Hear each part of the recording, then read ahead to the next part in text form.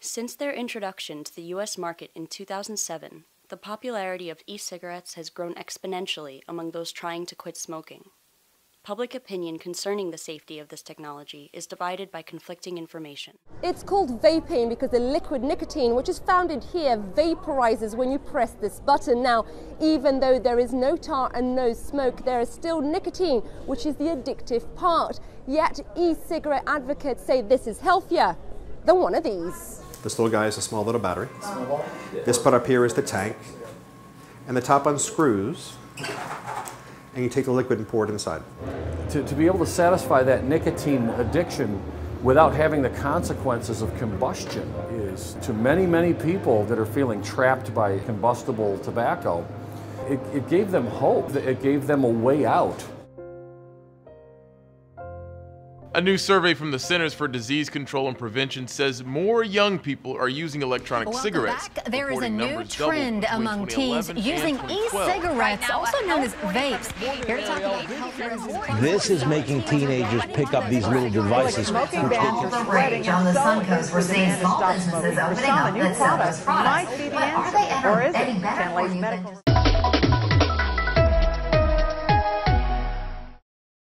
Health news for you tonight. More teenagers are experimenting with electronic cigarettes. It's not some widespread problem. It's just creative use of statistics. But now the Centers for Disease Control and Prevention says that the percentage of teenagers using e-cigarettes has more than doubled. They take statistics about children experimenting with e-cigarettes and they blow it up to try and make people think that you have millions of kids using an e-cigarette on a daily basis.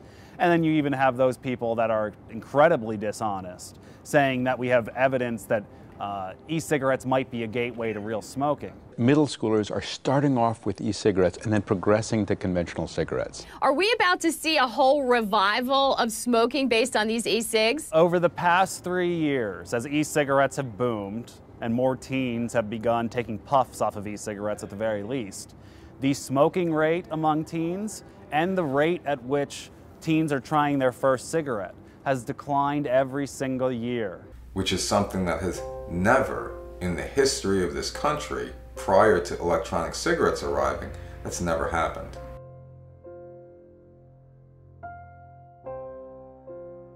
This is a gimmick to keep people addicted.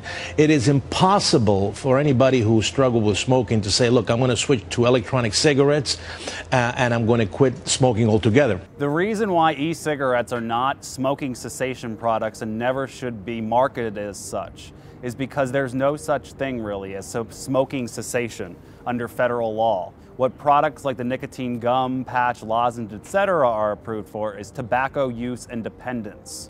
So that means that the intention of the gum, patch, lozenge, etc. is to get you off of nicotine in 8 to 12 weeks. E-cigarettes aren't intended for that. No clinical trial done on e-cigarettes has had that as the goal. The goal is get somebody to switch to a product that's 99% less hazardous than smoking. As far as the government's concerned, they're not quitting smoking because of electronic cigarettes. The government doesn't recognize it as a smoking cessation device. As a person who sees people who were smoking and not smoking anymore, it looks that way to me. To put it succinctly, the evidence for e-cigarettes helping you get off tobacco is not strong. Among smokers trying to stop without any professional support, those who use e-cigarettes are more likely to report abstinence than those who use a licensed NRT product bought over the counter or no aid to cessation. Real-world effectiveness of e-cigarettes when used to aid smoking cessation, a cross-sectional population study. I was a 3-pack-a-day smoker. I smoked for 26 years. I smoked a pack of cigarettes a day. I started when I was 14 and I'm 40 right now. So it's a long time smoking. Since I tried these back in 2012, I have stopped smoking. I've been vaping longer than 3 years, 2010, 09, 08. Yeah, wow, I've been smoking for 5 years. And I've stopped the last 6 months, which is nice. Feel a lot better, much better, drastically better actually. I feel a lot healthier. I can breathe a lot better. I'm more active. I can taste food. I can smell food. We may not have all of the evidence about e-cigarettes. We have a lot of evidence about the dangers of smoking, and we know cigarette smokers are quitting smoking and switching to e-cigarettes, so why would we make it harder for them to quit? First, make them understand that vapers are not smokers, because you're not going to get vapers' rights until they get that vaping isn't smoking. So you've got to think, well, okay, so it's not dangerous to be near someone who's using an electronic cigarette. There's really no evidence and actually very little reason to believe that it's going to renormalize smoking. So what's the problem? The problem in the end may simply be the word e-cigarette. The fact that it was called an electronic cigarette was a huge mistake. You know, it should have been called something else. We need to get that e-cigarette. It's a cigarette. No, it's not a cigarette. It's something else. We are not tobacco and we are not a medicine. We are a vapor product category, and a new category needs to be created. These products are 99% less hazardous than cigarettes, plus or minus 1%. So the whole scientific debate is, are they 98% less hazardous or 99.9%? Queen Mary University in London. Ian is having the levels of carbon monoxide in his body tested. So that's showing a 4 there, so that's a non-smoker reading. Ian now uses an e-cigarette. The test is overseen by Professor Peter Hayek. Many people out there think that nicotine itself is a dangerous poison, but if nicotine is taken without the accompanying toxicants, then the health effects would be very similar to drinking coffee. So that's a 4, so that's the exact same reading as before the e-cigarette. So e-cigarettes contain no discernible toxins or carbon monoxide. But these people that are going out and trying to ban them are trying to make them sound like they're just as hazardous as cigarettes. What reading will Ian get after having a normal cigarette? So you've got a 10 there, so that's officially a smoker reading. Experts say e-cigarettes are orders of magnitude safer than normal cigarettes. We are concerned about the potential for addiction and abuse of these products. We don't want the public to perceive them as a safer alternative to cigarettes. Rita Chappelle, FDA spokeswoman. They are a nicotine delivery device intended to be used like a cigarette. What happens to someone who stops inhaling the tars of cigarettes and only inhales nicotine? We don't know. There is at least the potential for harm. Norman Edelman, Chief Medical Officer, American Lung Association.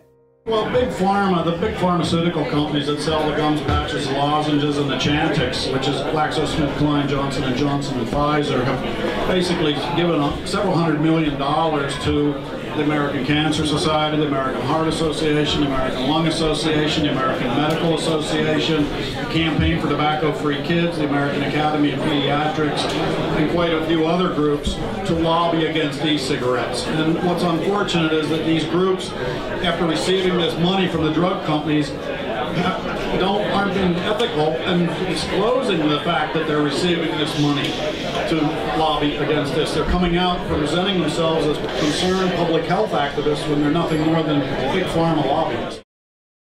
Right now, electronic cigarettes are not regulated by the FDA. My opinion is that the current state of regulations is an utter mess.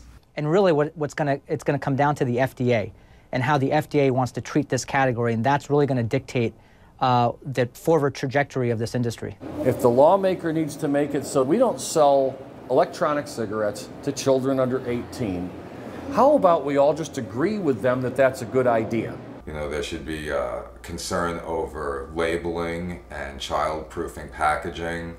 There should be concern over the contents that are going into the liquids, and all liquids should require testing. E-liquid is generally made up of 4 components. Glycerin, a simple sugar alcohol compound used commonly in the food and pharmaceutical industries. Nicotine, a mild stimulant in small doses, but a toxic poison in large quantities. Propylene glycol, a liquid used to disperse other chemicals into vapor. It is commonly used in inhalers and fog machines in addition to e-cigarettes. Flavoring, a variable component that could potentially, but does not necessarily, contain harmful compounds. This product deserves its own category. It should be regulated as its own individual product. There are still going to be regulations. No matter what, there will be regulations. And we want regulation. We want the product to be safe. Companies generally receive the flavoring used in e-liquid production from FDA-regulated sources. meaning the ingredients of these flavors are disclosed by the manufacturer. There are certain compounds used in some flavors that are safe for consumption, but have not necessarily been tested for inhalation. And I would strongly oppose regulations that say you can't have a flavored liquid. But I would be strongly in favor of regulations that say you can't have a liquid that contains citric acid, because citric acids could be harmful to you. There is evidence that some flavoring components are not safe for inhalation. Certain flavorings containing diacetyl may potentially cause long-term health problems. By imposing ingredient disclosure laws, banning the use of certain dangerous compounds, and enforcing batch testing, we can make vaping safer. We know for fact that there are flavorings that have elements that we don't want to vape. So just using food-grade flavorings I find to be little consolation. We have Philip Morris in the e-cigarette business. We have R.J. Reynolds in the e-cigarette business. What's in their liquid?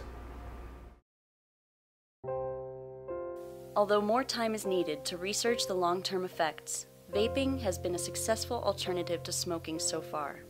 We cannot allow this technology to be stifled by regulations created out of fear and misunderstanding, but we must not proceed recklessly either. The public should support those who have quit smoking with e-cigarettes while continuing to encourage studies of their long-term effectiveness.